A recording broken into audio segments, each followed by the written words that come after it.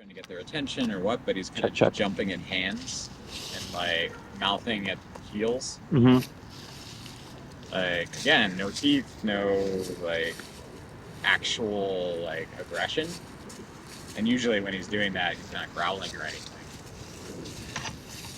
Maybe you got a border collie masked in a trying to hurt bulldog's. You think he's trying to hurt him? Those a lot of those things are like hurting Yeah, he used to always do it behaviors. when people were leaving, and we thought he would. He also he's very like people oriented. Really doesn't like he doesn't want my wife to leave. Like Some attachment stuff. yeah, gotcha. Like and he doesn't go nuts when you like because we when we leave. Put him in a map. He has very negative association with kennels thanks to his previous daycare. Okay. Because one of his challenges at daycare, like so he is way higher energy than you would expect for a bulldog. Okay. And he so he at daycare it's not structured. And so he just wanted to play. Yeah.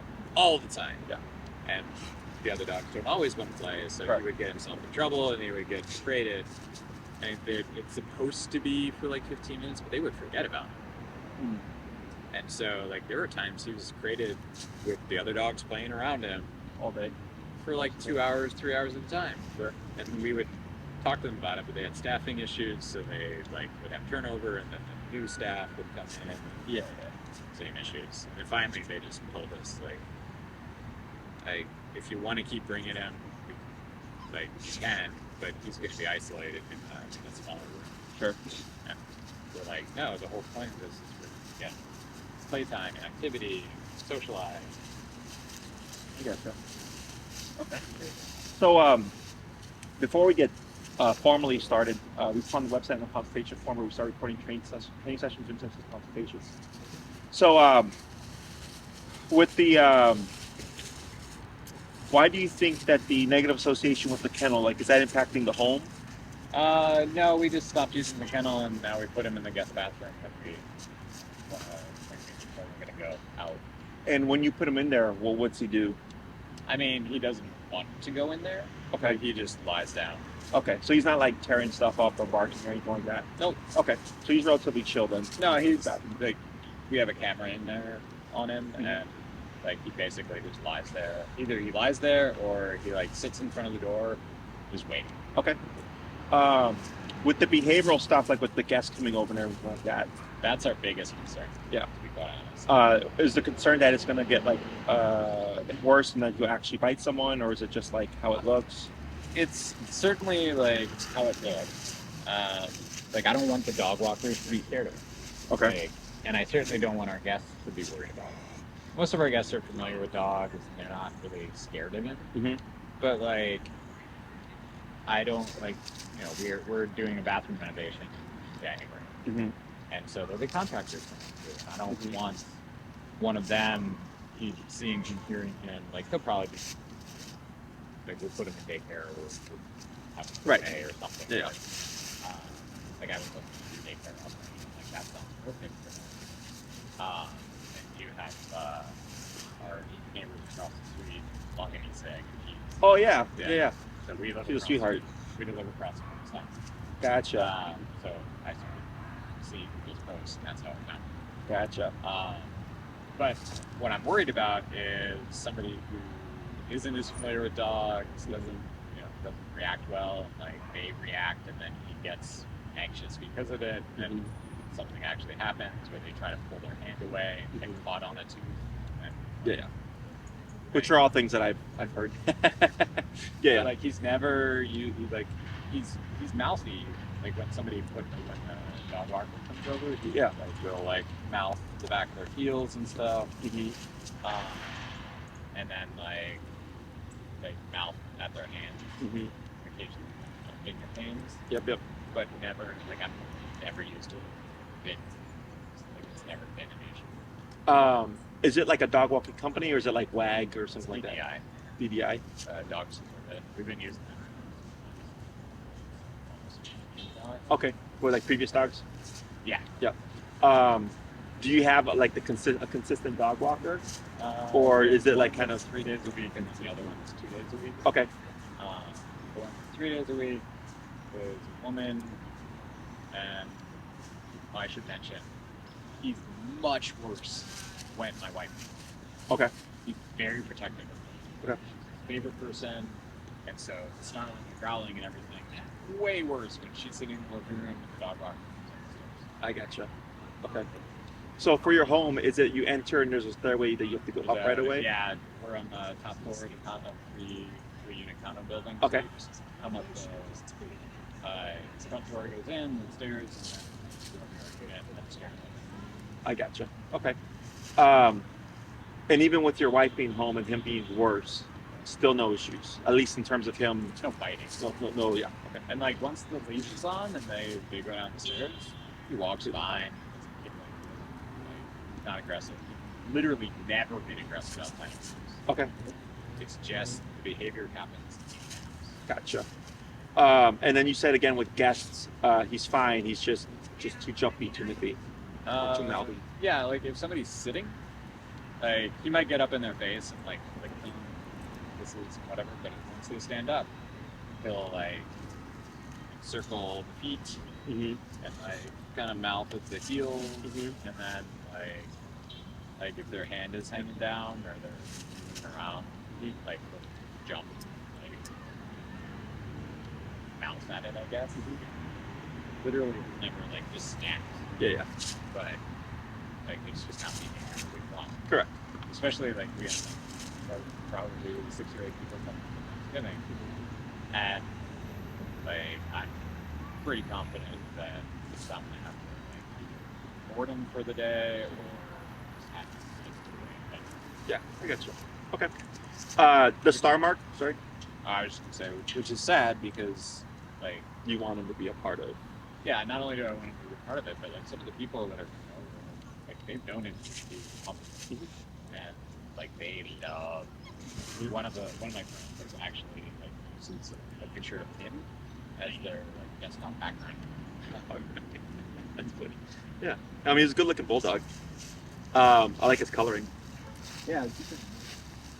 Most of the bulldogs I've worked with are always like that white, color. The star mark collar, is that from your previous training or trainer? Yeah, it makes walking a lot easier. It doesn't feel clean a whole lot. So like he will just poke himself out. Yeah. How long you been using that collar for? Probably about. Okay. He was actually the other thing. He's very believe it or not. Okay. Him and Powell, or when? So like when he was a puppy, getting to walk. Was incredibly disappointing. He would sound. Garbage can the back over. What are you doing, buddy? He would just like try to run to the house. Mm-hmm. What are you doing? Come on. How is he with that stuff now? Better. But like, Still a little if she's coming in you on the street, like, oh, got it. Don't start with the head. You go Back away. Yep. and then, it'll make a loud noise. It'll still spook you. That's and then, like new silhouettes. Like if I have we order furniture back, I have a box sitting in the back hallway. It's like, what the hell is this? I hate this. What is, all static around that. Sure. Yeah. Pretty good stuff. But like, he thinks every Uber is for him. He likes car rides? I like dogs. Good. And generally, he's a good dog. He's got a lot of them.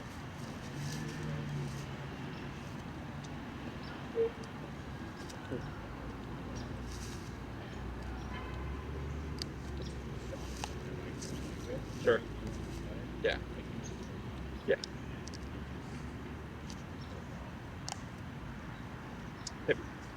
Will he play by himself? Some, especially Cuban. Yeah. So I saw this toy. It was a couple of years ago, but like you can't remember if it like suctions to the ground or something. But it's a tug, and the dog tug on it, but it won't move because it's suction cup or whatever. Yeah, Yeah. Like, he loves something. But a lot. He has one, Okay. stuff Okay. From the show Lamb Chop? Yeah, pretty much. Really? They still Yeah. make stuff for that show? That's crazy. Yeah, it's a dog toy that's been around for like 50 years. Oh, really? It's just this stuff. The lamb. That was featured. Oh, I gotcha. I'm thinking of that TV show Lamb Chop. But no, it's based on that. Oh, really? Oh. Yeah, I remember that show. But he will, so he sleeps with it. Yeah. He self-seeds with it. Like, if I can get Gotcha. Okay.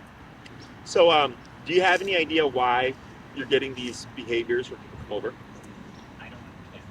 Like, I get the dog walker, like, coming in, and, like, they're not protective. Yep. But, like, a guest comes in, and, like, sits with us for a while, and then they stand up, and then suddenly it's a different game. Yeah. Like, before we thought, because it was only happening when people were leaving, Mm-hmm. before we thought, it was, like, just didn't want to leave. Scary, like I said. Once you're part of the pack, like, that's people. But it started to escalate for the last probably 4 months. Gotcha. As he's gotten older, probably You say he's a year and a half?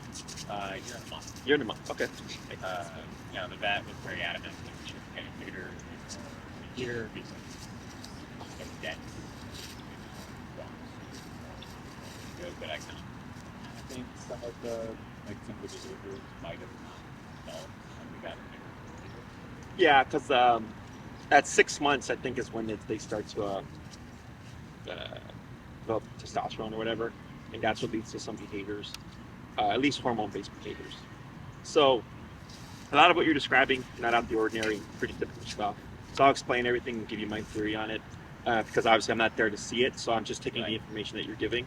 But I've done this for so long that dogs, there's like nothing new under the sun by this point. You know? Yeah. So the fact that these behaviors started 2 to 3 months ago makes sense. So we have 3 pivotal changes, or what I'll call it psychological shifts for a dog: 6 months, a year, and 2 years. Okay, 6 months. Think of Terrible 2's brain. If you're familiar with kids, Terrible 2's brain, teenager body. So they're like kind of tall and skinny, but they're acting like a 3-year-old. At a year, you get teenager brain, adult body. So they start to fill out. At 2 years, you get adult dog. Okay. Anytime a client has told me that they've had issues develop with their dogs and they had it since a puppy, almost always around 6 months and or a year. Okay, either because it happened organically, the dog just one day woke up and was territorial, or something negative happened. They're at the dog park, they get in a fight with another dog, or a dog attacks them, and they're 6 months, and the next day the dog's aggressive. It was like something, kind of like a catalyst, if you will. Here, the fact that you said, he is a year and a month, and about 2 to 3 months ago, these behaviors got worse, right? That's because he's hitting, in my opinion, teenager phase. He's starting to, grow into himself, and that's where these behaviors start to develop, okay? Potentially because of the fact that he was unneutered, but neutering only impacts hormone-based behaviors. So if your dog is a chronic marker, for example, marking would most likely go away. There's times when it doesn't, because that is typically a hormone-based behavior. The need to mate and or replicate also goes away, because that's based on hormone. When we get stuff like we get clients who have neutered their dogs because their dogs were aggressive, and then after the neutering, 2-3 months later, the dog is still aggressive because they're not related. Okay, so here, with your particular case, I think what you have here is you have a nervous dog, but he's not super nervous. The stuff that he's nervous about makes sense. The garbage trucks or whatever, the loud sounds, sudden movements, things like that. All that makes sense to me, because that's typically a nervous dog. But like when I look at him right now, that's why when I crouched down, how he just came over and he investigated me and he like ignored me. Like, to me, this is pretty good. This is pretty stable. Okay. So what you have is a context of which he's at his worst. I'll explain that too. Okay. So I think what you have here is a fairly stable dog who can become nervous, which is normal. Okay. If he was I have a case coming later today that I started last week. That is a nervous dog. So when I crouch down to meet that dog, just like I did with him, no interaction, the dog starts lunging and barking because they're nervous. okay, like more nervous than the average dog. So just like with people nowadays, there's people now tend to lean more towards anxiety. It's becoming more prevalent, right? People are just anxious by nature, right? Where any little thing can kind of get them stressed out. It's similar for dogs. So you have, in my opinion, a stable dog who can become nervous, which is normal. If he was nervous dog, when I crouched down, I would have expected some kind of negative interaction there. We would have jumped back early when you said, if someone goes to pet him, I'll tell him not to go for his head because he'll usually step back. That's nervous dog. Okay? Doesn't mean it's bad. It just means that he's nervous. He doesn't like that confrontational approach because if you look at it from his perspective, right, this coming down, this is uncomfortable. There's some dogs that are very welcoming of that. They walk into it. He will like right up to people, sniff their legs, like on his terms. It's like I'm good. Yeah. So for me, I go, this looks to me to be a stable dog, maybe a little bit of overstimulation. So like right now, see how he's like going off and exploring and stuff. So my dog, Lexi, for example, she's a pity. I've had her since she's 2 months. She's 13 years old now. If I come and I stop with her, she might sniff for like a minute or so, but then she's gonna lay down and just chill because that's what I'm doing. But you see how he was like sitting at your feet. Now he's going off to wander again. This to me is overstimulation. Okay, where the brain goes, okay, I'm bored. I need to do something. Okay, Very much. Yeah. There, I'll show you. So, in regions especially, you will get very worked up. Usually African. Mhm. And with the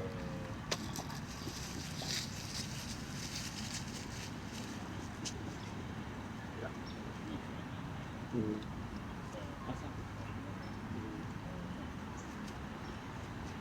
Mhm. Yeah. Yeah. So that's not healthy. That's like overstimulation. you were that we do play with.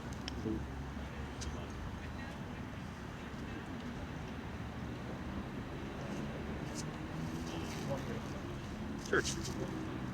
Yeah. We got some whining. Yeah. Sure. Sure. I get you. Those things. Yeah. They're like what, $5-8 a pop? Isn't that more? Yeah, I got you. Sure. So like right there, like what you've created is a need, right? Where he's like, I'm gonna exhibit behavior until I get something. And if it's the bully stick, now he's like, well, if I do this behavior, I get the bully stick. But now it's become like a ritual. I try not to do that.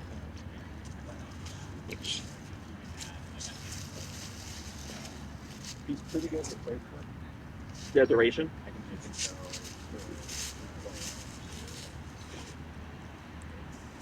not perfect, but I go down. Sure. Sure. Getting back, stay there. You will actually investigate what those pieces were after you. Gotcha. So you hold on to. Yeah, That's we pretty call high. it infected, right? I think every doing Sure. all the time. To see what the noise was. Yeah. So what you're saying makes a whole lot of sense. Yeah. Typically overstimulation stuff is a lack of boundaries. And it's not that you're trying to put boundaries, it's that they're usually not in the way that the dog understands. So for example, let's say Eli is playing with the dog and the dog is tired of playing, but Eli continues to pursue that dog. What do you think that dog would do to stop him? Yeah, snap at him, right? That's dog boundary. Hey, I'm done playing with you. Here's a warning snap. If you keep doing this behavior, I'll actually bite you, right? It's typically through physical consequence. Dogs don't say please, hey, please leave me alone, give me space, things like that. That's what it was. Yeah. So, a boundary would be he comes demanding something, and then another dog would correct him physically for it. And then what typically what humans are missing in a relationships with dogs is that physicality. Your star mark collar here is actually a great example. It's meant to mimic a dog bite. That's why it has the little triangles on it. Okay, because dogs have teeth, so those prongs or those triangles are meant to mimic a dog bite. So technically speaking, let's say you're in the house, he's got the collar on. you know it's after dinner what he's going to do because of his routine, and then you decide I'm going to correct this behavior, you would take that leash and pop it to create a biting motion to tell him, I don't want you to do this anymore.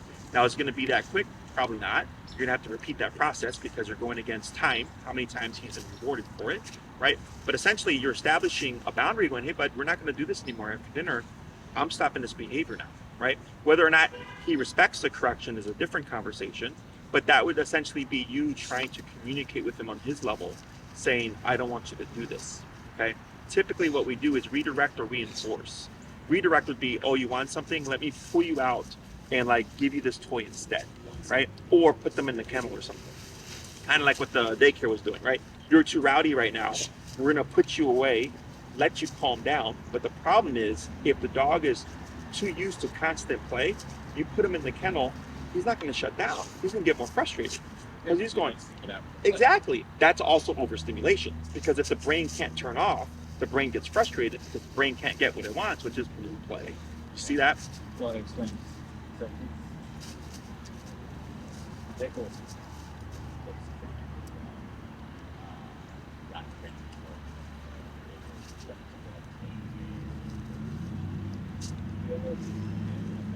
Certainly had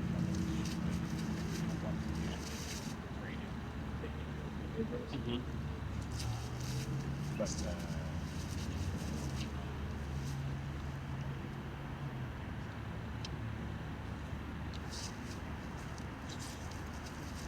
Overstimulation, redirecting force. yeah, so he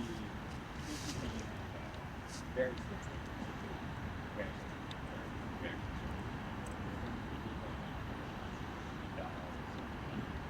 getting exactly Different story. Mhm. Gotcha. So that actually would make his behavior worse. You know why? It's because of the energy of it. Agility is speed. It's kind of jumping over things. It's meant to be dynamic. What is your dog's issue? Overstimulation. Yeah. So that energy, right? That feeds into overstimulation. Does that make sense?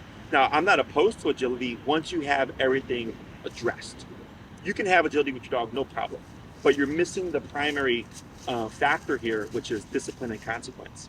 And without that, the behaviors in the home aren't going to go away. Is that making sense? So typically, that's why that would kind of be categorized as redirect, right? If an owner goes, man, I have this dog with this behavior, I think it's energy based. I'm going to harness that behavior, put it into agility, right? But it's really just reinforcing the dog's need to do something. Is that making sense? As opposed to, okay, you want to do this, no, I'm going to correct it, and you have to learn to handle the situation without that behavior. You can't nip or mouth my guests when they walk over or come over. You can't mouth the dog walker when they put the leash on you, right? All of that is don't. But what you have is, with the bully sticks or, the daycare stuff, because even daycare, as you noted earlier, is typically a free-for-all. That also does not help the dog because the dog gets used to. Yeah, it's all these things feed into the behavior. You can have them, absolutely. It's just you're missing a key component, which is simply rules and boundaries, but that he understands. Does that make sense? So, yeah, because I was talking to like I said, just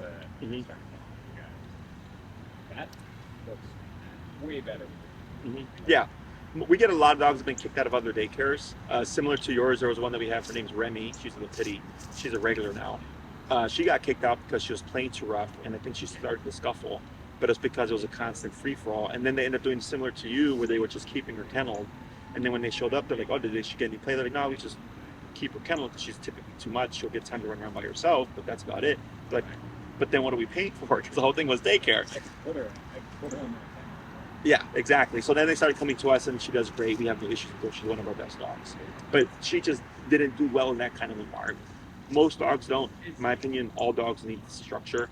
But of course, it requires more work and knowledge to be able to run a quiet structured kennel like that. So, He actually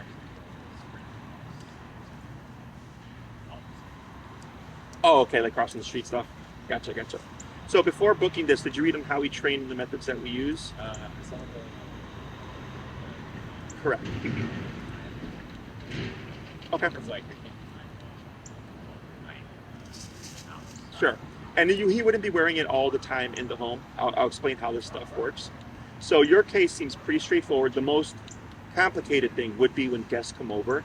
And the reason why you're seeing that behavior is that's territorial behavior. Except, I think what's happening here is instinctually, he cannot help becoming territorial. It's natural to a dog, right? But you have a social dog, but you also have an overstimulated dog. So what ends up happening is he becomes territorial. He sees it's a person. He likes people. He's overstimulated. He's frustrated and has to outlet, has to go somewhere. So we're getting the mouthing type of behavior, okay? Because if it was aggression, you and I would be having a totally different conversation. Yeah, he Right. is very like if I'm somebody who doesn't, especially with the dog all night, he will sound like Mm-hmm. Yeah, because all that is frustration. Okay, so like growling and barking doesn't always mean aggression. It can be frustration as well. So like we get dogs or they're puppies, they're lunching and barking on the leash to play. But the way it looks, especially if you have a power breed, like a bulldog or a pit bull or a German shepherd, it looks aggressive. But the moment they're off the leash, they're playing and stuff. So for me, because all that, if it was truly aggression or if he was willing to go there, it would have happened. He's had plenty of opportunities for it to happen. he has a dog. Yeah, and you noted with your wife, it's typically worse, and still nothing has happened, right? So all of that tells me this is most likely frustration because he's overstimulated and he doesn't know what to do with the energy, okay? So everything else that I'm seeing here seems like perfectly stable dog. It's just really contextual, okay? So the way this would work... One of them. And the trainer owner, this trainer at Daycare is invalid. And so he just, like, she shows up, she's like, oh my god, it's Chrissy, I love her. Mm-hmm. And then there's no issues. Yeah. Like, she had to bring in a trainer at one point to see what he would do, and like, it's just... Yeah. So I've done this plenty of times. If I were to show up and he didn't do anything, we can still work on it. Okay. It doesn't. I don't need to see the behavior in that particular context in order to address it. It's really just teaching you how to address it. Now there are going to be some limitations because for dogs, it's not normal for people to just walk in. Right. The fact that you have a dog walker and they would just walk in because they have access, whatever. Right. That's not normal. I would assume your dog walker, maybe a select few people have access to your home that way, right? Because if so you wouldn't just give everybody your keys, right? But the dog doesn't understand that. So what ends up happening, he goes, hey, this person just walked in, right? So that also kind of feeds into the situation because it's not natural. So there'll be limitations there. I'll give you a realistic concept or context of what we can establish. It's very easy to do. It's just stuff like that I typically don't recommend because that's where something could happen.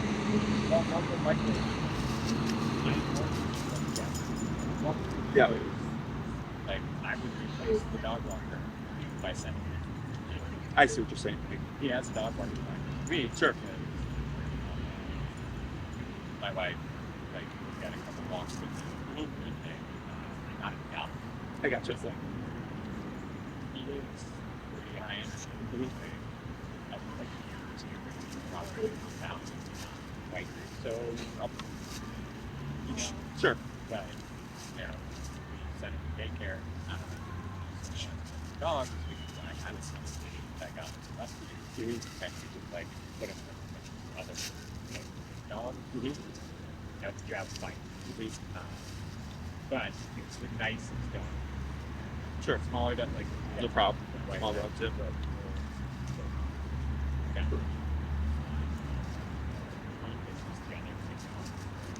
So I must establish that I am the alpha. Sure. Like I took him to the dog park before I do it. Oh, sure. And Because he had been fine with other dogs. He had been too, like, never fight. But then, like, the mastiff and the dog park just basically drive by. It's like, one thing the mastiff. Alright, we're not doing that. Right. So, like, Sure. and he loved them. Literally never seen each other. If the other dog said, like, you are too much. Yeah. So, because that kind of energy is unhealthy when it's constant, right? Yeah. So, Like, I was like, yeah. like, he would lie down. Yeah, we got a couple dogs like that where we have to stop them, otherwise it becomes unhealthy. So with the remote collar, do you have any understanding of what it is or what the technology is? Like, I know people call them my understanding.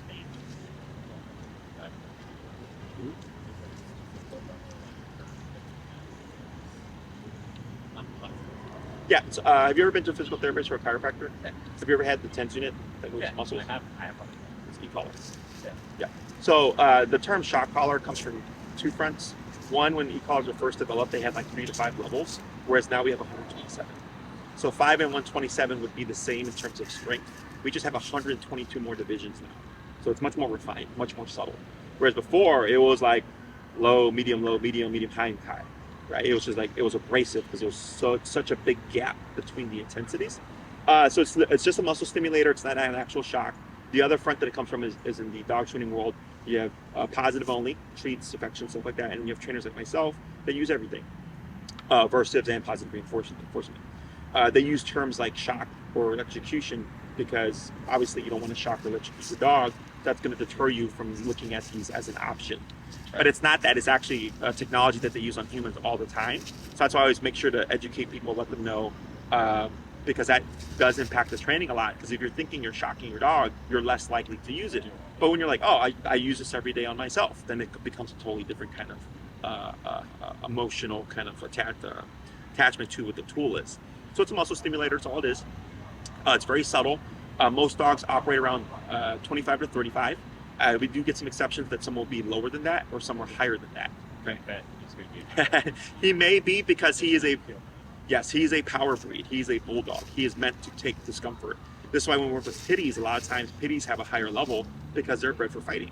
And a part of fighting is taking pain, right? So all those things impact stuff. But I've also had dogs that are very sensitive.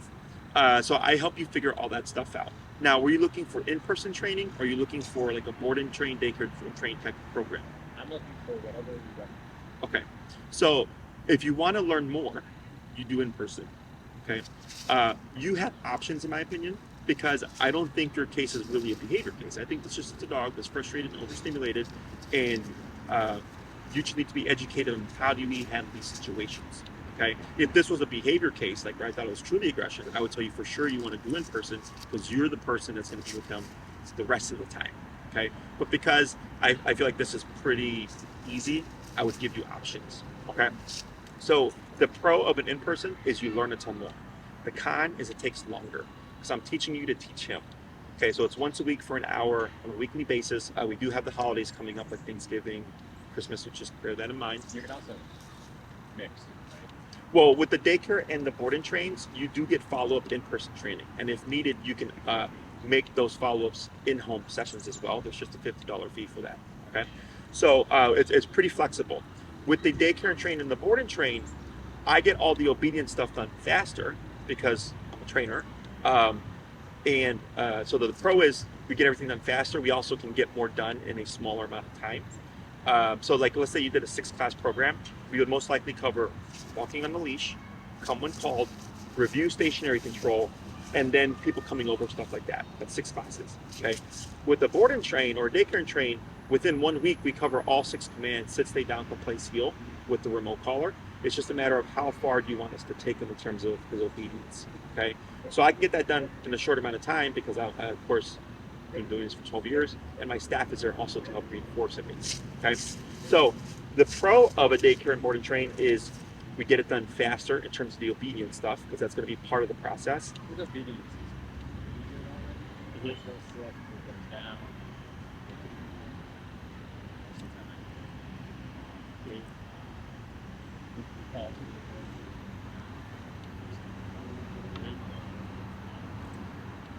Good.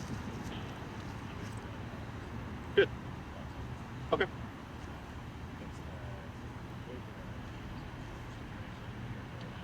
Sure. I got you. Worrisome. It's enough that dog walkers.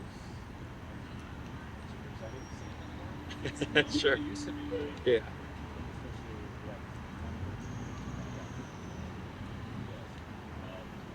Mhm.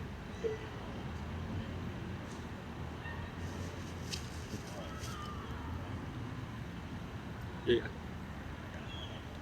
Sure. Meaning,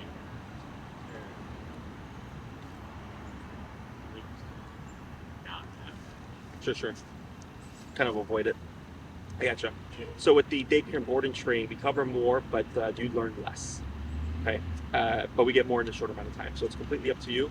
Um, there's no, there's no real like, this has to be done if you did it in person, um, in a row. Because I get clients that go out of town, stuff like that, and they're like, Jesse, we want to start training right away because of these behaviors, but we're going to leave in 2 weeks. So is it even worth it? I'm like, yeah. I'm like, it's not going to impact the training in any way. Okay. So that's the nice thing about remote collar is that it's very effective. It's very efficient. You're going to see results right away, right off the bat. It's just a matter of me educating you, getting you caught up on how to use it correctly. And then with our daycare, we reinforce everything. So if like he exhibited behavior at my daycare that needed to be corrected, it would be corrected. So we're all on the same page. Okay. So that this way, he's not going to daycare, having a free for all. Then he comes home thinking, like, well, I had all, no rules all day. Now I have to listen to rules. So everybody's on the same page. Okay. So, I would say if you want to do in person, I would most likely put you at around 6 classes. Okay. 6 1-hour classes once a week. I know it doesn't sound like much, but it's pretty straightforward. Okay. Because remote collar gives you the ability to stop things without a leash. Okay, as long as you got the collar. If you know you have guests coming over at 7 o'clock, 6:30, you'd already have the collar on. And then I would show you an exercise on how to de-escalate him, calm him down prior to opening the door. Typically what happens is the dog's excited or barking, whatever. You go to open the door, then you're trying to restrain your dog as your guest is coming in. We have all these things happening at once, and that just feeds into a bigger situation. Grab his collar. Hmm. Like so. I go downstairs. And barking and snarling. Mhm. I grab his collar. Yes. Mhm. Yeah. So that's what we call redirect, and we call it redirected aggression. I would call that redirected frustration in your particular case. In that case, we don't even need to touch his collar because we have a remote collar. But we always want to be ahead of the situation, okay? Because otherwise, it's the same thing. If you got the collar or the e-collar and it's off, and he's territorial, and you go to put it on, it's going to be the same situation. So we always want to be preemptive on that stuff, okay? So with the 6-class program, the first 2 are going to be on leash walking. That has to happen, okay? The healing exercise is what teaches Eli how the collar turns on and how it turns off, which is super important to the training. The dog has to understand that the decisions he makes affect whether or not it turns on or turns off. Right. So the first 2 are always on heel. Heel also helps to pacify the brain. So you see, like right now, how you're sitting down, and now he's standing up again. This is still overstimulation. Any other dog, like my dogs, would already be like sleeping. Okay, because like this is boring, we're not doing anything, right? So the heel, what you would start to see is a lot of the stuff is going to start to go away. Okay, because now you're getting them to focus and be passive on an actual walk as opposed to being all over the place. Okay, once you get the brain to start becoming more passive, everything else starts to get impacted. Because now the dog is practicing more passivity as opposed to overstimulation. Okay, by the 3rd class, I would say we can already jump into having an in-home. Okay, so we can start targeting that territorial behavior when guests come over as soon as possible. Okay. And then from there, I would say we pretty much play it by ear. I have other stuff that I want to cover as well in my mind, but that's really the biggest variable. So for example, from what I'm understanding in my evaluation, I'm going, I don't think this is going to be a problem. Okay, but I've been wrong before. It's not often, but it still happens. Let's say we put the e-collar on him and he is overwhelmed with territorial behavior and we're trying to address him. It may, not saying that it will, look worse. Okay, because now we're confronting the problem. We're saying we need you to not do this. So now there's going to be more frustration. But we have to work through that in order for us to get to the solution. Otherwise, if he becomes frustrated and we go, "What? We're not going to do this anymore." Now, what has he learned? That's it. Do whatever. Exactly. He's like, if I push through and I act out even more, they're going to give up. And now he's empowered even more so to do it, right? It's very uncommon in those cases. They're dogs that are already aggressive and have already shown aggression towards their own owners. Okay, because the dog already knows they can get away with it. So we have to work through all those problems until the dog goes, okay. Yeah. So that's why I play harder than I would prefer. And Mhm. like, like put my arm in his mouth. Mhm. But he won't bite. Correct. Just play. Sure. Play with him. Play. Yeah, and that's how dogs play. It's just not doesn't translate well in the human world. Yeah. Okay. And if it becomes a problem, like, then we need to weigh and Mhm. we can like send it to Sure. Yep. So the third class is the variable. We see how it plays out. Okay. I would say we most likely have the third class. I'd probably say take a couple of weeks to have guests come over to practice this. Okay. And then if you're like, hey Jesse, everything's going great, well, awesome. Now let's move on to the next thing. Okay. I would suggest reinforcing recall with e-collar and reinforcing place command with e-collar. Okay. Everything's great until it's not. So for example, I had a client, she had a Rottweiler puppy. She had started training for 2 months and never not listened to the recall. Like, had always recalled. So then we cover recall with the e-collar and stuff, and she's like, Jesse, I didn't need to do this. My dog was solid. I go, trust me, you're going to want to do this. Ironically, between that class and the next class, the dog took off on her for the first time and didn't listen. Except she had no e-collar on him and she didn't have the long leash on him because she was so used to him listening. And I told her, I was like, yeah. I'm like, you were fooled into a false sense of security because you had not seen him run away. But remember, your dog is maturing. Your dog is getting older, kind of like with a kid, right? At some point, they go like, they can be like very easy. Exactly. They become a little bit more pushy and stuff like that. Like all that stuff is normal. So the e-collar helps us just in case if the dog has a moment to not listen, we can still make it happen. Okay. So we have 1, 2 on heel, 3 on territorial behavior. All the other behavioral stuff is very easy to address once you understand how to address it. So for a dog, if he jumped on a dog, if he continued to pursue them for playing, or if he tried to mount them, the dog would simply bite him for each one of those things. It's a consequence, the same consequence for each behavior they don't want. Dogs are very simple. So the remote collar is a very efficient and effective way to essentially bite him. And it's just like, we don't want you to do that. Like the clawing at the cabinet, press the button. Okay, now we can deter the behavior and all that stuff. So then it's just a matter of what behaviors do we want to stop. The territorial behavior is separate. That requires a little bit more work. Things like this, for example, if I wanted to correct it, I would simply just press the button. He would stop doing it, walk over, and probably lay down.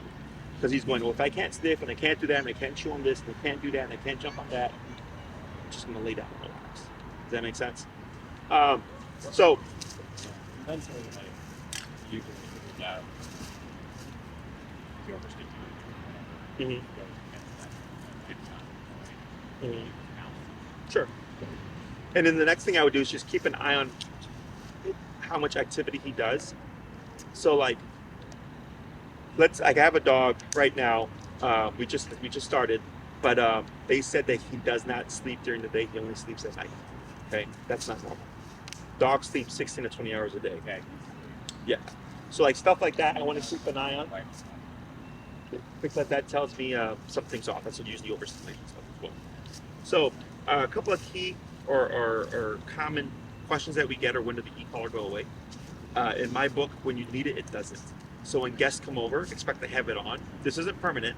In some cases, every case is different. Okay. I get clients that have the collar on whenever guests come over, and after the first 15 minutes, they can take it off. The dog's completely fine. In other cases, I have clients that just prefer to have the collar on because they feel more secure, they feel more in control, because they know if the dog did something, it's at the press of a button if they need to stop it.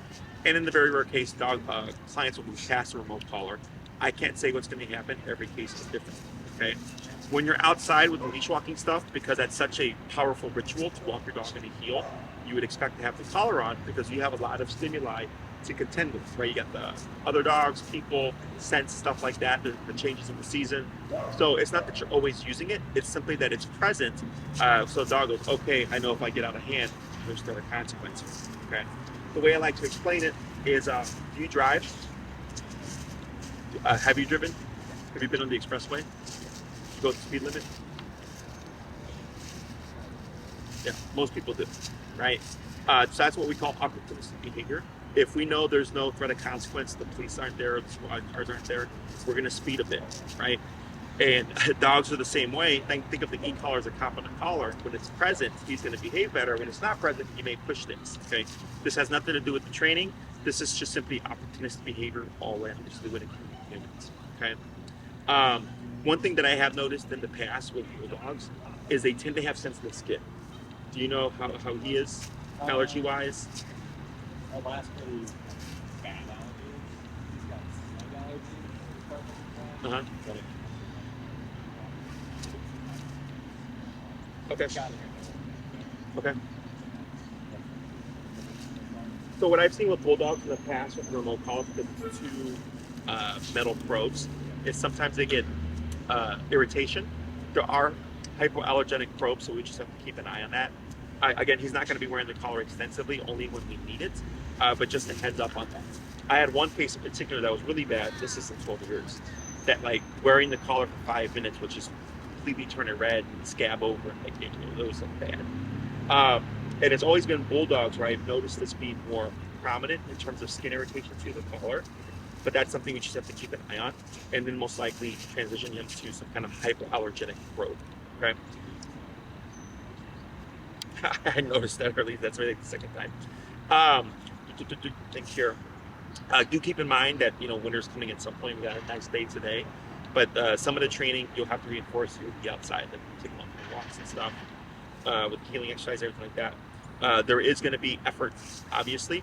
The exercises are simple to understand. They're simple to reinforce. It's just a matter of doing so. Correct. This is going to be the last weekend that I'm going to be here at the park because there used to be a porta potty here. So it's very easy and convenient for me to use the bathroom, but now that it's gone, we're going to already start moving my clients starting next weekend over to the facility. So just heads up on that. Where we train in terms of for the obedience stuff doesn't matter. Okay. The in-home, of course, you can schedule the in-home. So what most clients tend to do, If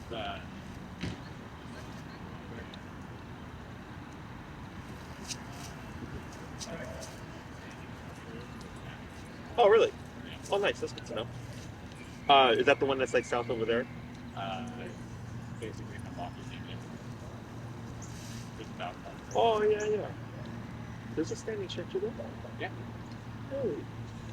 Maybe I'm thinking of a different park. 'Cause I know there's a dog park next to like the tennis court or basketball court. It's like right in Bucktown. I guess you got Yeah, that is Churchill. I gotcha.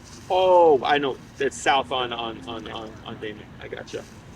So but yeah, okay. Gotcha. Gotcha. Yeah, here they just have the porta potties. So whenever those go, I just take it back to the facility. yeah, we just can't get that. Gotcha. We have some motorcycle. Doesn't like the motorcycle. Let me think here. Oh yeah. So what a lot of clients do is they'll have the in-persons like here at Oz or at my facility, and then when they need the in-persons, they'll just schedule the in-person for the 1 or 2 classes that they may need, so that they're not having to pay a travel fee for each class. Now, if you wanted each class to be in home, we can do that for you. You would just charge a $50 fee to each class. Okay. Otherwise, most people just opt to do the stuff that they can here at my facility, and then whatever in home at the home. Yeah, we might do like a Sure. okay. That's the best. And up Mhm. Typically, after the first 1 or 2 classes, it's pretty quick. And especially with your case, because again, I don't doubt this is aggression. This is to me a dog that's overstimulated and frustrated. Okay, like again, like that's like the 6th time already that he's trying to chew on something. That's all overstimulation. Okay, but even in the overstimulation scale, like he's not the worst. So that's why I'm looking at this and going, I don't think this is going to be a problem. Okay, but we'll see. The biggest variable is going to be once we have the in-home.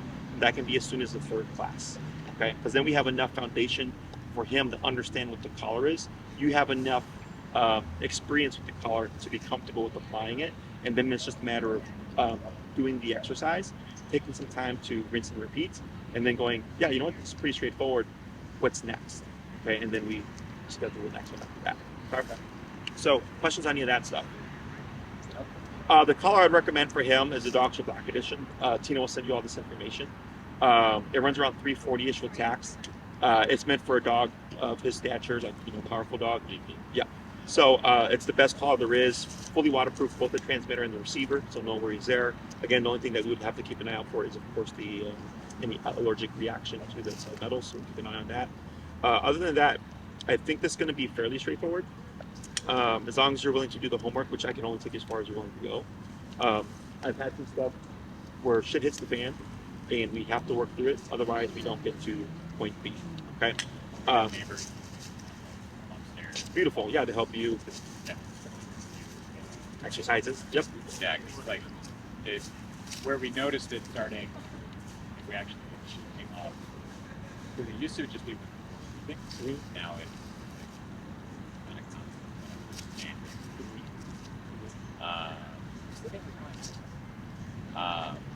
But she came up last Friday, and hanging out, talking, and like she would stand up. She started like, circling her, like mountain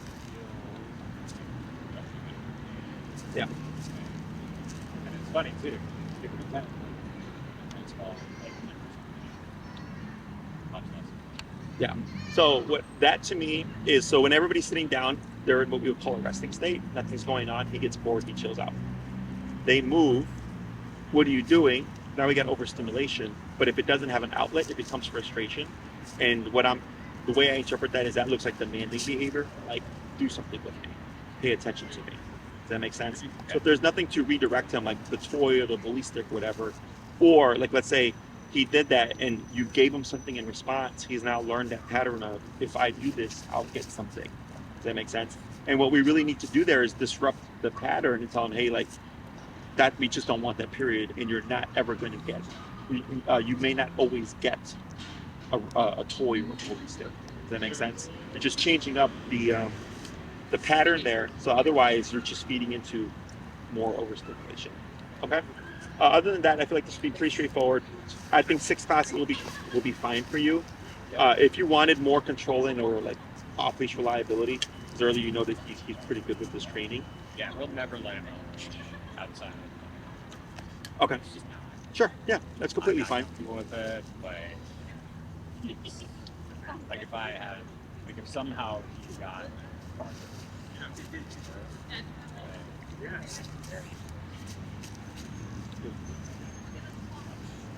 Sure. It happens.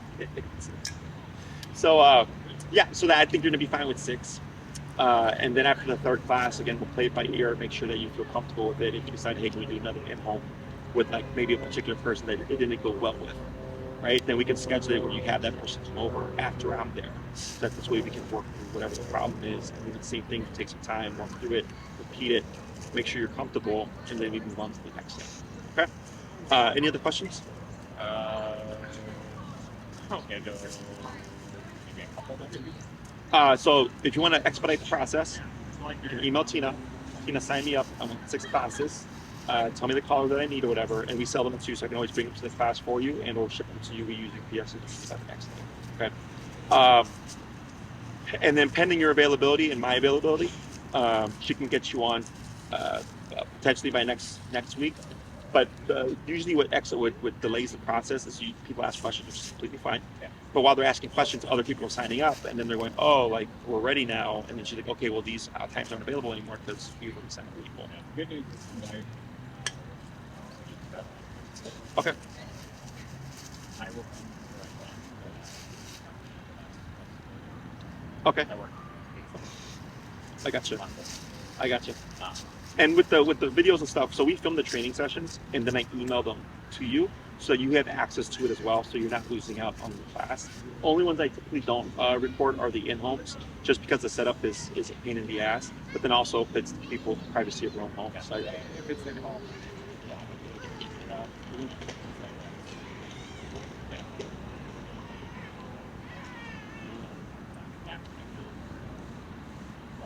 sure.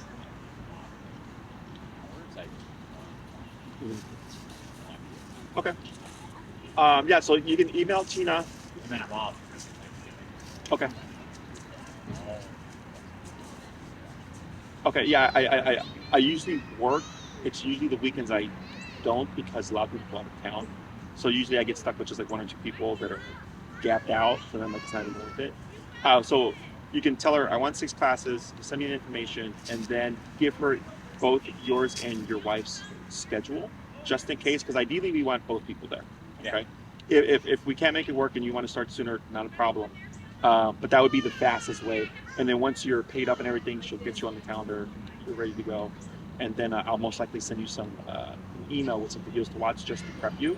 And then we'll jump into the training for whenever you're scheduled. Okay? Okay. Awesome. Yeah, It was a 'cause pleasure, Richard. It'd be great to knock out before Thanksgiving. Like, bring everybody at Thanksgiving. No, I don't think it'll be too much. I think it's going to come down to your comfort level. That's what I'm saying. Yeah. Like, And what we can granted, even he do. knows a lot of these people, and they be the focus of attention. Mhm. Well, because I think like how long for like obviously Yeah. um Yeah. not scary. Yeah. Focus on him. Yeah. And then and then a lot of Constant movement. Yeah. I gotcha. So we'll see how the first class goes. We can even, technically speaking, jump into the in-home as soon as the second. So we'll see how he does on the first class, see how you feel by the first week. And then from there, we'll kind of, if we need to pivot just so you get a little bit more time to have a better understanding, we can do that as well. So yeah, I have another plan after you. But yeah, if you want to expedite the process, just email Tina right away and say, this is our schedule, I want 6 classes. I'd like to send them as soon as possible. Okay? Awesome. Thanks, Richard. Take care now. great to meet you. Good to meet you too. Yeah, and then we'll want to get him into daycare as soon as we can.